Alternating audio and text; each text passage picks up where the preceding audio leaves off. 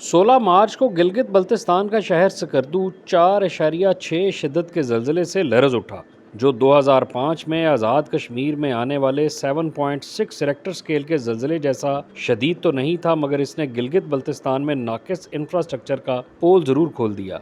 ज़लज़ले से land sliding के नतीजे में जगलोट सकर्दू रोड कई हफ्तों तक बंद रहा। इलाके में आमदोरफ्त मुकम्मल तौर पर रुक गई और सकर्दू में अशिया और ईंधन की कीमतें आसमान पर जा पहुंची, जिससे शहर के 6000 खानदान मुतासर हुए।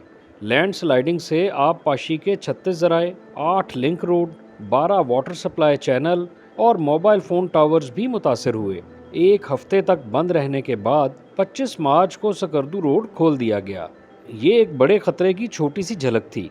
कश्मीर में आने वाले ज़लज़ले को 1.5 दहाई बीत चुकी है, लेकिन उस वक्त से ही गिलगित बल्तिस्तान में इंफ्रास्ट्रक्चर को ज़लज़ले से दरपेश ख़तरात का इजहार किया जा रहा है।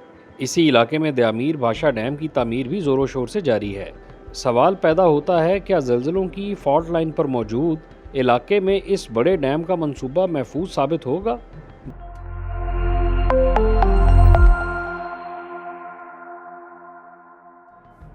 2017 से अब तक अमरीकी जियोलॉजिकल सर्वे इस इलाके में 4 रेक्टर स्केल और ज़ायद शिद्दत के 526 ज़लज़ले रिकॉर्ड कर चुका है।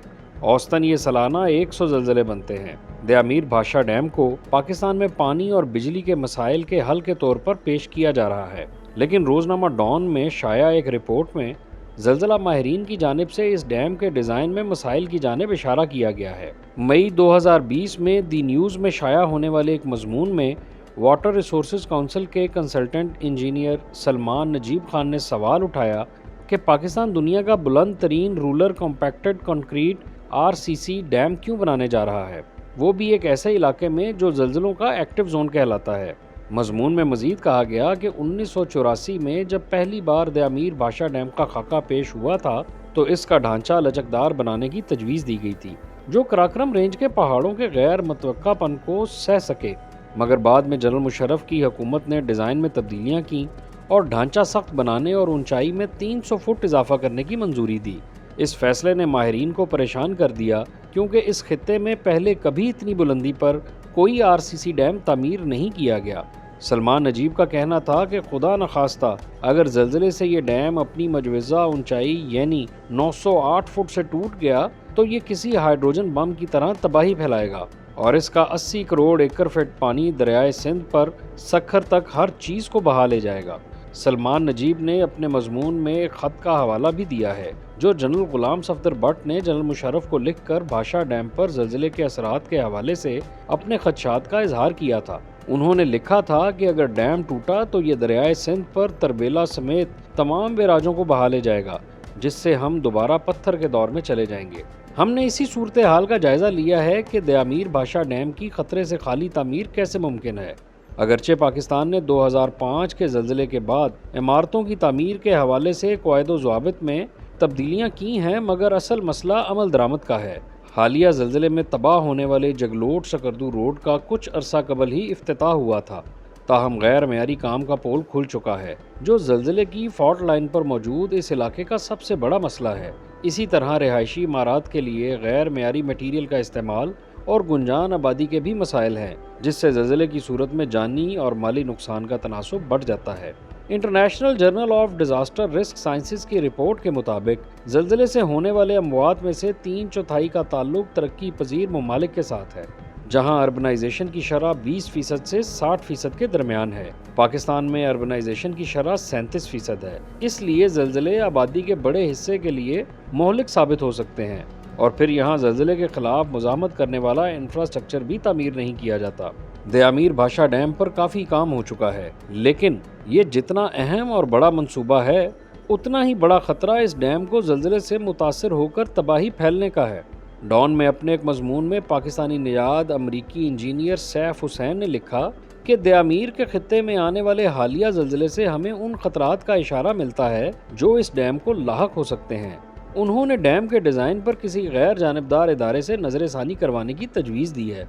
अपनी रिपोर्ट में सैफ हुसैन ने इस बात की भी निशानदेही की है कि ज़लज़ले से सबसे ज़्यादा ख़तरा बड़े डैमों को ही होता है, क्योंकि उन्हें लाजमी तौर पर ऐसे इलाकों में बनाया जाना चाहिए जहां पानी ज़ख़ीरा करना मुआशी तौर पर आसान हो। دیامیر بھاشا ڈیم دنیا کے بلند ترین ڈیموں میں شامل ہے۔ یہ دنیا میں سب سے زیادہ کشش ثقل کی صلاحیت والا ڈیم ہوگا۔ ڈیم کی سائٹ تک تعمیراتی سامان کی ترسیل اپنے آپ میں جان جوکھوں کا کام ہے، کیونکہ یہاں اکثر لینڈ سلائڈنگ ہوتی رہتی ہے۔ سب سے اہم بات یہ ہے کہ اس علاقے میں اس طرح کے کسی بھی منصوبے کی تعمیر میں زلزلے کے خلاف مزاحمت کو ضرور ذہن میں رکھنا ہوگا۔ اس منصوبے کے ہجوم کے باعث اگر زلزلے کی وجہ سے کوئی نقصان ہوا تو وہ ملکی معیشت کو لے ڈوبے گا۔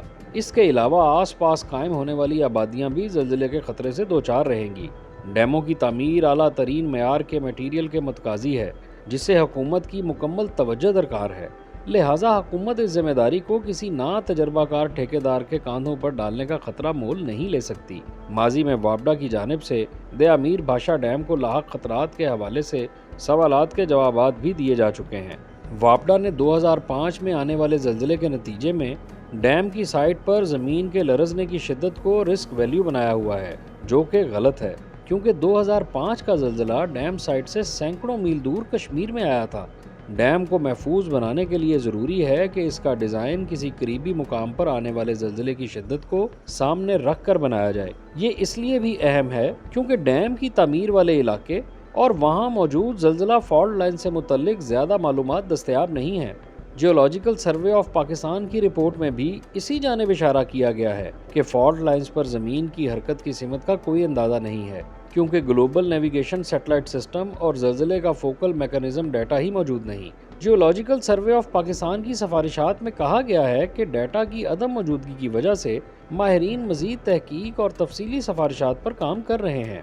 انہیں فالٹ لائنز کی تعداد سے متعلق معلوم نہیں، کیونکہ اس علاقے میں گلوبل نیویگیشن سیٹلائٹ سسٹم کام نہیں کرتا۔ مزید یہ کہ رپورٹ میں گلوبل نیویگیشن سیٹلائٹ سسٹم کا ایک مربوط نیٹ ورک مہیا کرنے کا مطالبہ کیا گیا ہے تاکہ اس علاقے کی نیو ٹیکٹونک اور سٹرکچر سے متعلق معلومات مل سکیں۔ اس سے یہ واضح ہوتا ہے کہ علاقے کی ٹیکٹونک میپنگ سے متعلق نہ تو ڈیٹا دستیاب ہے اور نہ کوئی اس بارے میں زیادہ سمجھ بوجھ رکھتا ہے۔ آج دنیا میں ٹیکنالوجی کی بدولت زلزلے یا دیگر قدرتی آفات کی بروقت جانکاری مل جاتی ہے اور اس کے مطابق حفاظتی اقدامات اٹھائے جاتے ہیں، لیکن پاکستان کی بدقسمتی یہ ہے کہ اس حوالے سے ہمارے پاس جو ڈیٹا دستیاب ہے وہ نامکمل ہے، اور زلزلے سے حفاظت کے لیے درکار اقدامات سے متعلق جو اندازے لگائے جا رہے ہیں وہ قابل اعتبار ہی نہیں۔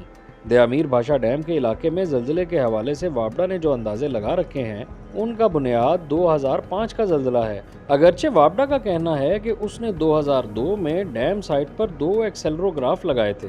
اگست 2007 میں ڈیم سائٹ کے 50 کلومیٹر قطر میں 10 اضافی مائکرو سیسمک اسٹیشنز قائم کیے گئے تھے تاکہ علاقے میں آنے والے چھوٹے زلزلوں کا پتہ لگایا جا سکے۔ 2018 میں وابڈا حکام نے بتایا کہ انہوں نے علاقے میں کسی زلزلے کی آپریٹنگ بیس کا اندازہ 0.146 جی لگایا ہے، جبکہ ڈیم کے ڈیزائن کو 0.247 جی کے زلزلے کو سہنے کے قابل بنایا جائے گا۔ لیکن وابڈا جو رینج استعمال کر رہا ہے وہ 2007 کے پاکستان بلڈنگ کوڈ سے لی گئی ہے۔ مسئلہ یہ ہے کہ یہ رینج چھوٹے گھروں کے لیے بنائی گئی تھی، نہ کہ بڑے انفراسٹرکچر کے لیے۔ مزید تشویشناک بات یہ ہے کہ خود پاکستان بلڈنگ کوڈ میں یہ بات واضح طور پر بیان کی گئی ہے کہ یہ رینج ڈیموں اور دیگر بڑے منصوبوں جیسے کہ پاور سٹیشنز، ٹرانسمیشن لائنز، عسکری تنصیبات اور پائپ لائنز کے لیے نہیں ہے۔ ہم یہ نہیں کہہ رہے کہ ڈیم تعمیر نہیں ہو سکتا یا یہ لازمی طور پر خطرناک ہی ہے، بلکہ ہم یہ کہہ رہے ہیں کہ جس جگہ ڈیم بن رہا ہے وہاں زلزلوں کے شدید خطرات ہیں اور آبادی میں بھی اضافہ ہو رہا ہے۔ جگلوٹ سکردو روڈ چھوٹا سا زلزلہ برداشت نہیں کر پایا تو سوال اٹھتا ہے کہ ایسے علاقے میں دیامیر بھاشا ڈیم جیسا بڑا منصوبہ کتنا محفوظ ہوگا۔